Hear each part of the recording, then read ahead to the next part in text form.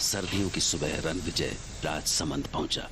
Rajsamand station पर पहुंचते ही उसे रंग बिरंगी पगड़ियों में सजे आदमी और सतरंगी लहंगा चोली पहने सुंदर औरतें दिखी।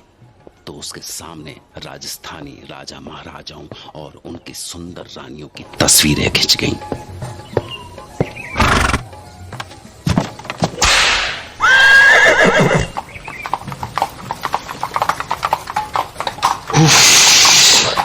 राजसमंद की सर्दी 10-12 डिग्री तो होगा। वाह, नदी के पानी से उठती भाप सर्दियों की बात ही कुछ और है।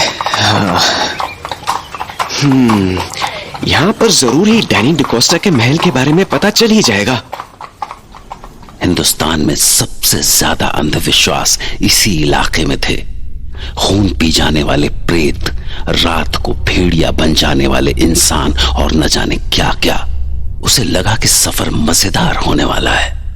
पहाड़ियों के बीच में से होकर जाने वाले घुमावदार रास्तों ने उसका मन मोह लिया। जगह जगह दिखने वाले सुंदर किले के नजारे, खूबसूरत वादियां, झीलें और झरनों से टकराकर बहने वाली हवाओं ने उसे जैसे किसी और ही लोक में पहुंचा दिया। वाह, लगता है किसी परियों के देश में आ गया हूं। इतनी सुंदर जगह के बारे में जाने किन बेवकूफों ने ये अंधविश्वास फैलाए होंगे। रानी की सराय, हाँ ये है। डैनी ने अपनी चिट्ठी में इसी होटल में ठहरने के लिए कहा था। हाँ, वो एक पुरानी इमारत थी, जैसे पुराने वक्त में रजवाड़ों के कोतवाल या मंत्रियों की कोठियां हुआ करती थी। उसके तांगे से उतरते ही एक बूढ़ी औरत निकलकर सामने आई। कम्मा गणेशा। हाय, मैं रणविजय। आ गए तुम? आओ आओ। कैसा लगा हमारा राजसमंद? मैं थारा इंतजार कर रही थी। आओ सा, आओ। थारा कमरा दिखा दूं? अंदर नहाने का गर्म पानी, तौलिया, सब कुछ है। और भी कुछ चाहिए हो तो बोल देना सा।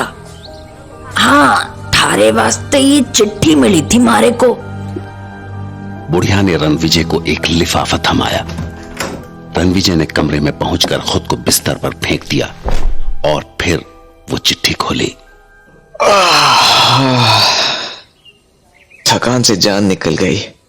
देखो क्लाइंट ने क्या लिखा है। 4 दिसंबर। राजसमंद में तुम्हारा स्वागत है दोस्त। मैं बेसब्री से तुम्हारा इंतजार कर रहा हूं। कल 3 बजे तुम्हारी रत्नागढ़ की यात्रा शुरू होगी।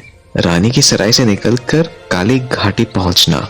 वहां मेरी शाही बग्घी तुम्हारा इंतजार कर रही होगी। मुझे यकीन है कि तुम्हें यह सफर बहुत अच्छा लगेगा। तुम्हारे इंतजार में तुम्हारा दोस्त डैनी डिकोस्टा।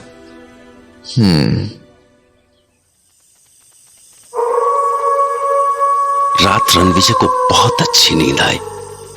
सुबह नाश्ता करने के बाद वो आदतन यहाँ की यादों को अपनी डायरी में समेटने लगा और फिर दिन के खाने के बाद वो अपने आगे के सफर के लिए तैयार था।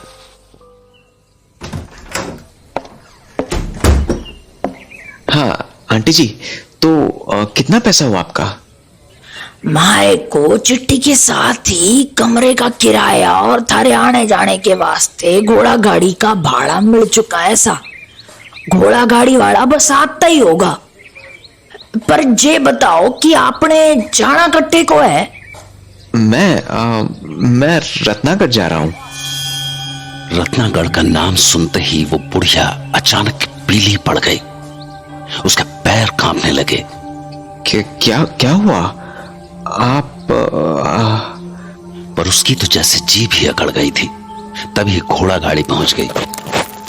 घोड़ा गाड़ी वाले ने रणविजय का बैग उठाकर घोड़ा गाड़ी में डाला ही था कि भीतर से वो बुढ़िया भागी हुई आई और हाथ जोड़कर रणविजय के सामने खड़ी हो गई।